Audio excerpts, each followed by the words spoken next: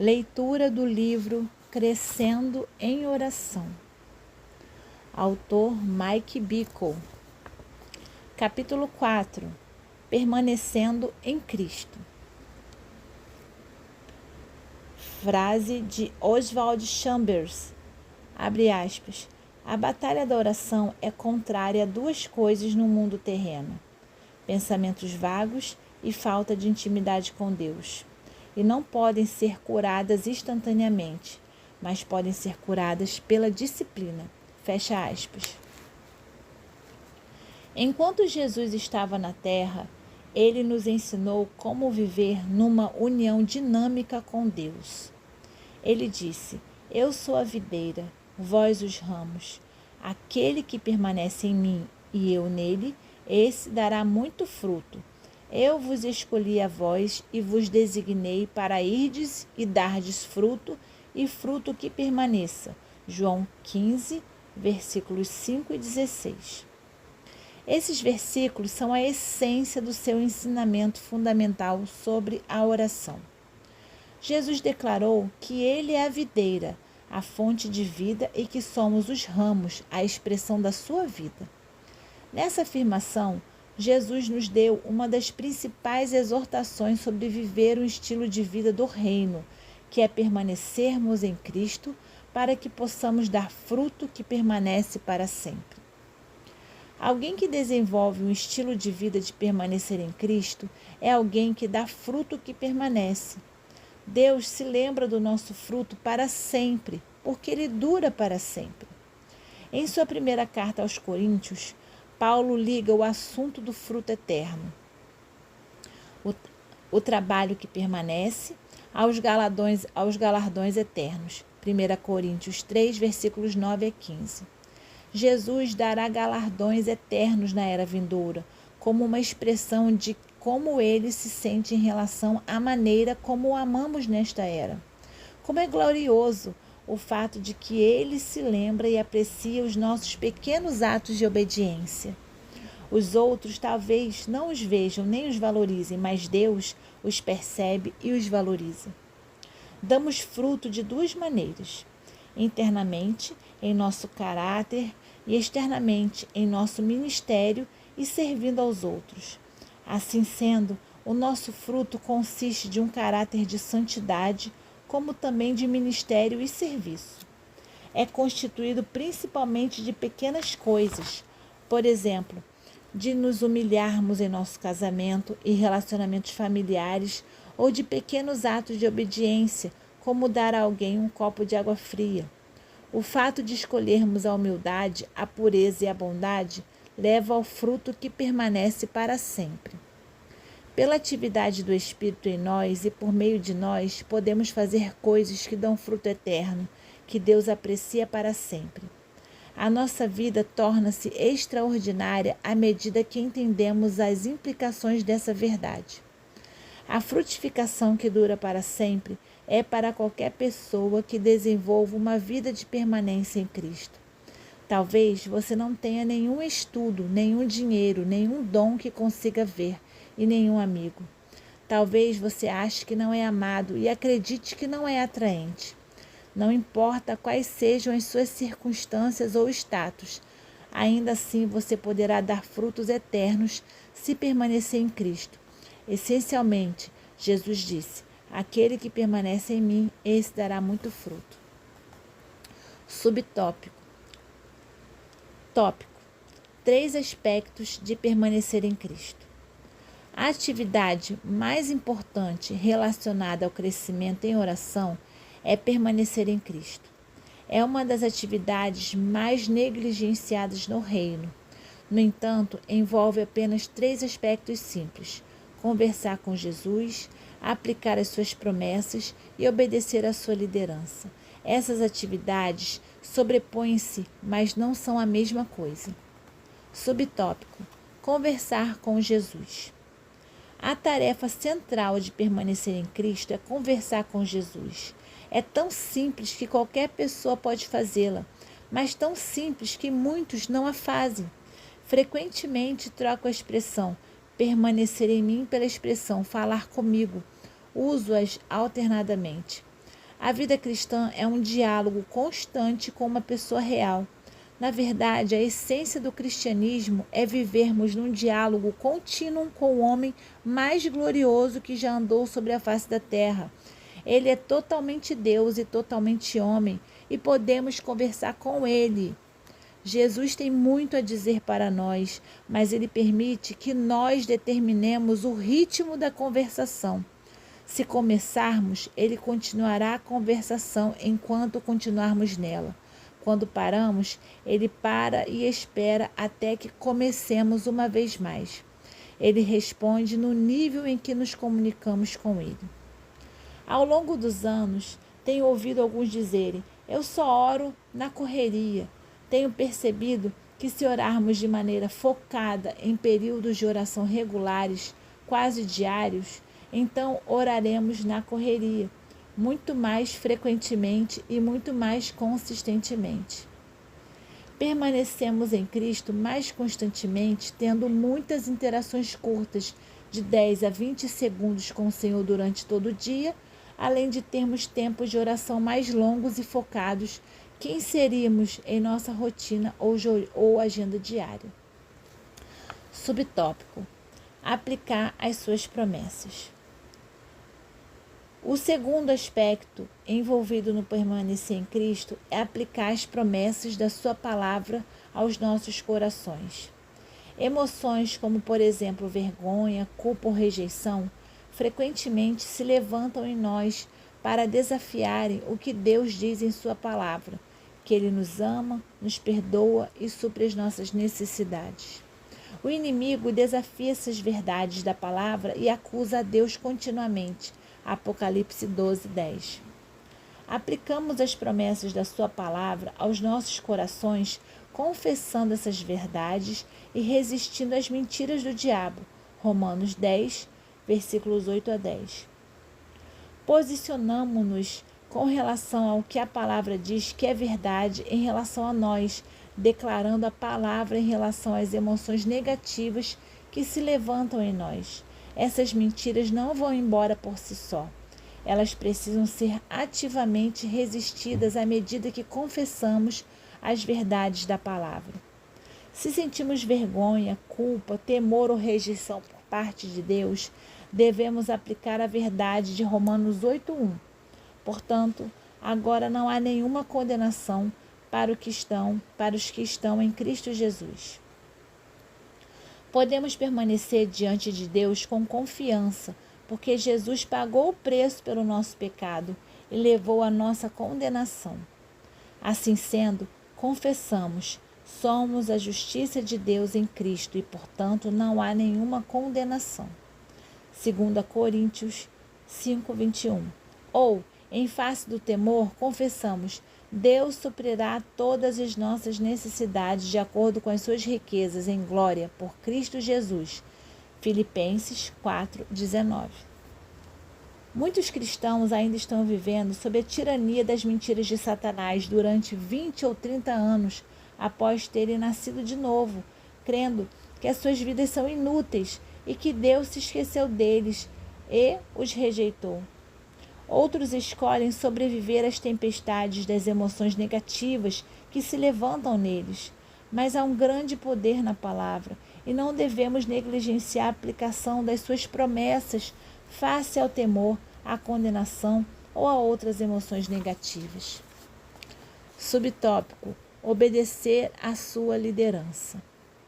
O terceiro aspecto relacionado a permanecer em Cristo é obedecer à sua liderança.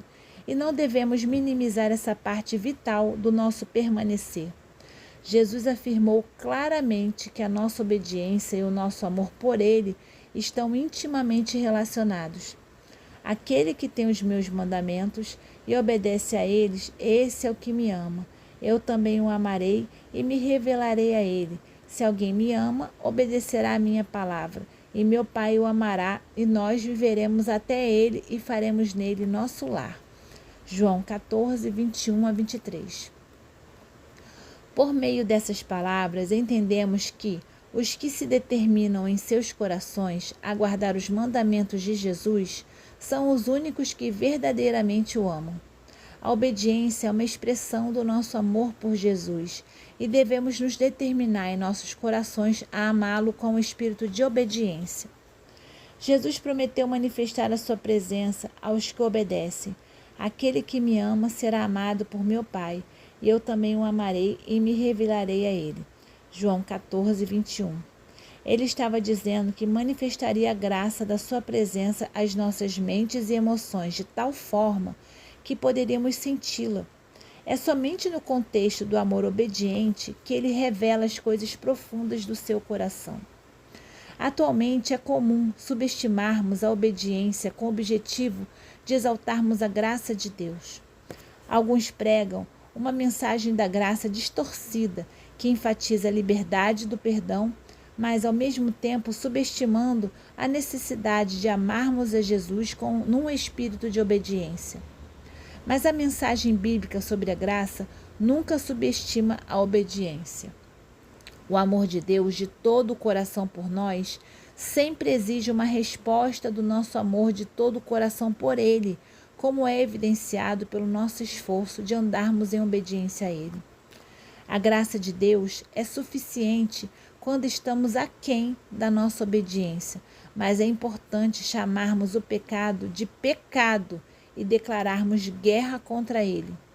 Os que amam a Deus em verdade se determinam em seus corações a viverem no espírito de obediência em todas as áreas de suas vidas, inclusive no uso do seu tempo, dinheiro, palavras e no que os seus olhos contemplam.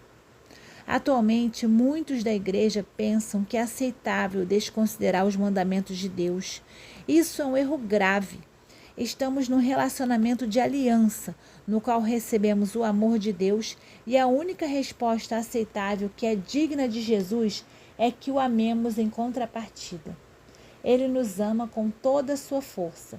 Ele quer que o amemos com toda a nossa força. Sim, o nosso tudo é pequeno comparado com o tudo dele, mas é um relacionamento de aliança, de amor, em que ambas as partes dão o seu tudo. A Bíblia nos diz que são os obedientes ou os puros de coração que verão a Deus. Mateus 5,8. O que isso significa é que experimentarão mais a Deus. O resultado de andarmos em pureza é que nossa capacidade espiritual de sentir ou experimentar o amor de Deus aumenta. Não merecemos o amor de Deus obedecendo seus mandamentos. Ao contrário, expressamos o nosso amor a Ele por meio da nossa obediência. Além disso, Deus não nos ama mais quando obedecemos. Ele já nos ama completa e plenamente devido a quem Ele é. Ele é amor. No entanto, experimentamos de fato mais do seu amor.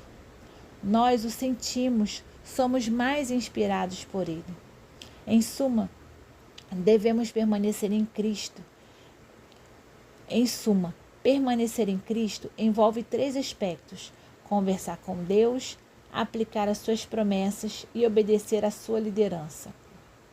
Alguns conversam com Jesus regularmente, porém não aplicam a sua palavra em seus corações. Outros aplicam a palavra, mas negligenciam conversar com Jesus regularmente.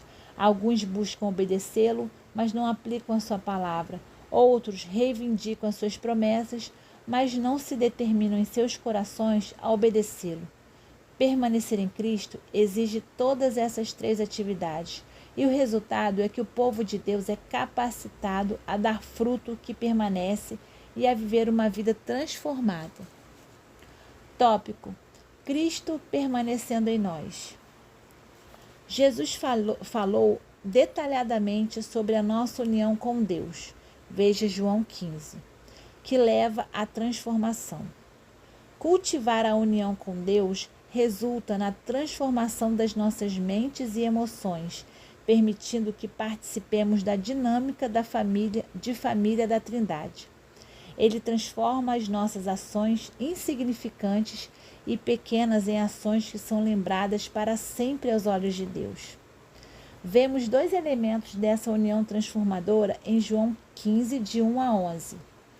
Permanecemos em Cristo e Cristo permanece em nós. A primeira ideia de que a nossa vida está em Cristo é conhecida pela maioria de nós e acabamos de ver o que é necessário para fazermos disso uma realidade. Mas a verdade de que Cristo vive em nós é frequentemente negligenciada e poucos enfatizam as suas implicações. É importante vivermos à luz de ambas as verdades, porque fazendo isso, podemos dar frutos eternos para o reino. Jesus disse: aquele que permanece em mim e eu nele, esse dará muito fruto. João 15, 5. Há dois aspectos relacionados ao fato de Cristo permanecer em nós. Primeiramente, ele permanece, habita em nosso espírito instantaneamente quando nascemos de novo. Em segundo lugar, ele permanece em nosso coração progressivamente à medida que manifesta sua presença em nossa mente e emoções.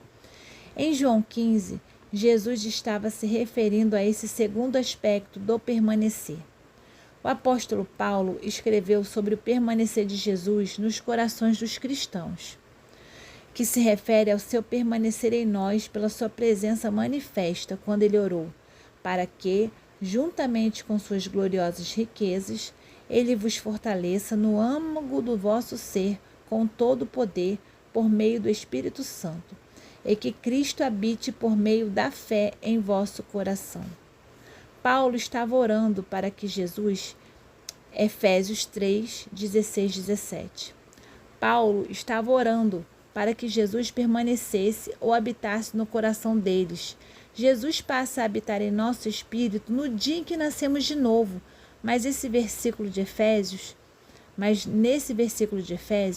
Paulo está se referindo à nossa alma ou nosso coração, nossa mente, vontade e emoções. Paulo também escreveu sobre Cristo ser formado em nosso coração, alma. Meus amados filhos, novamente estou sofrendo como que com dores de parto por vossa causa, e isso até que Cristo seja formado em vós. Gálatas 4:19.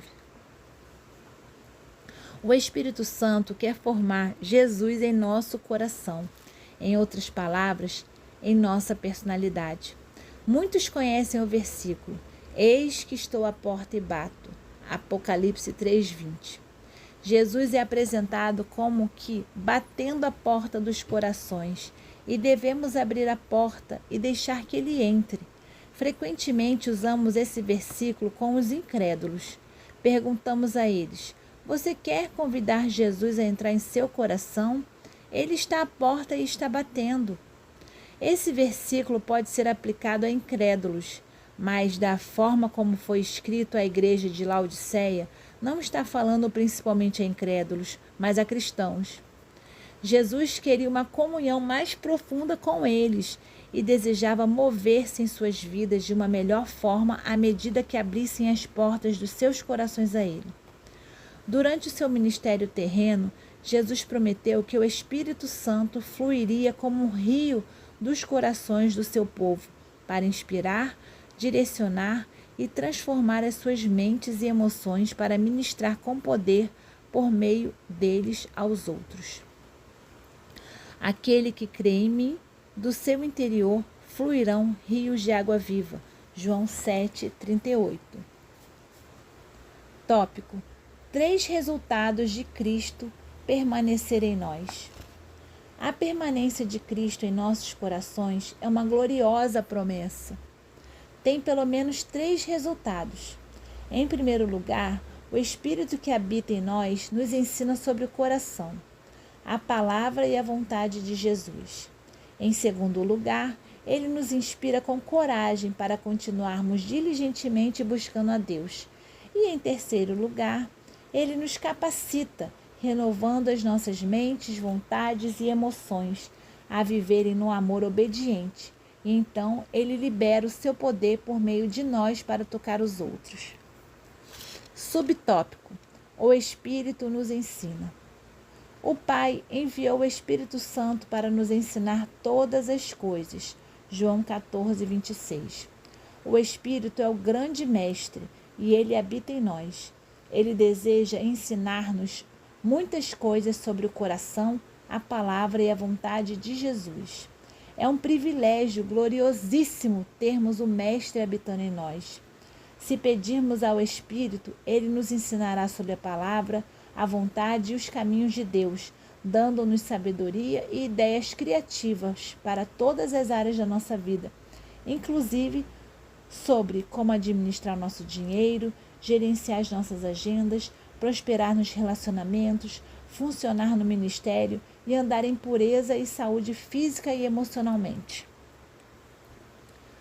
Segundo subtópico, o Espírito nos inspira. O Espírito Santo inspira os nossos corações, renovando regularmente a nossa coragem. Ele nos incentiva e nos motiva a não nos retrairmos ou desistirmos. Uma das maiores necessidades do corpo de Cristo é a motivação contínua que o Espírito nos dá. Por quê? Porque uma das tentações mais comuns é a de retrocedermos em nossa busca perseverante por Deus. Não estou me referindo a sermos tentados a desistir da fé, mas de sermos tentados a desistir de buscar a Jesus com afinco e a simplesmente andar em ponto morto, espiritualmente por alguns anos. O Espírito nos inspira a continuamente renovarmos o compromisso de viver com todo o nosso coração e a nunca abrir mão da nossa visão de andarmos na plenitude de Deus.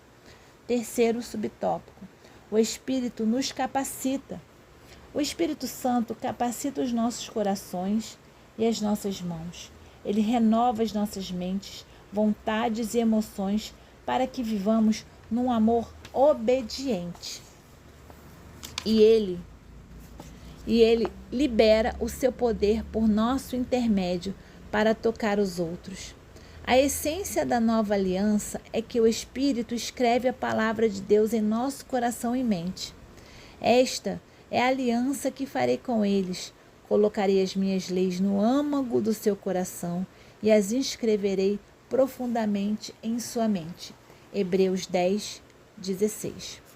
O fato de Deus escrever a sua palavra em nossos corações inclui a capacitação do Espírito das nossas emoções com novos desejos santos, para que amemos o que Deus ama e odiemos o que Ele odeia. O fato de Deus escrever a sua palavra em nossas mentes inclui o Espírito dando-nos revelação do seu coração.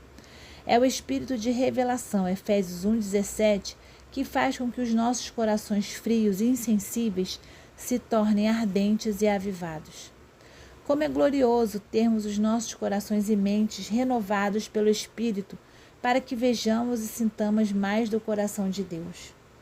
A oração que faço mais frequentemente é pedir ao Espírito que Ele me deixe ver o que Ele vê e sentir o que Ele sente, com relação à minha vida, minha família e os outros, como também o que Ele vê e sente com relação a Jesus, a igreja, a colheita, as nações, ao fim dos tempos e assim por diante.